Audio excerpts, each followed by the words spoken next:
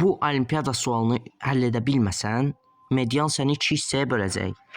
Sual belədir. ABC üçbucağının medianları G nöqtəsində kəsişirlər. ACB bərabərdir 90 dərəcə və AB bərabərdir 30 olarsa, C təpə nöqtəsindən çəkilən medianın uzunluğu nə qədərdir? Sualı həll etmək üçün əvvəlcə üçbucağı çəkək. Şərtdə AB tərəfinin uzunluğunun 30 olduğu qeyd olunub və ACB bucağının 90 dərəcə olduğu.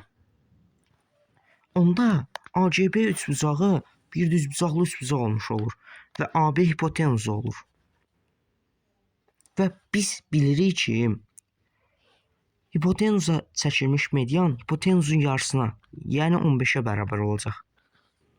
Və biz yenə də bilirik ki, bir təpədən çəkilmiş median kəsişmə nöqtəsində 2-nin 1-ə nisbətində bölünür.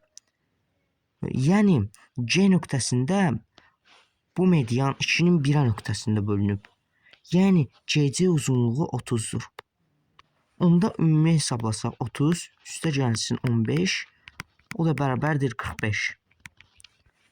Yəni doğru cavabımız C variantı olmalıdır.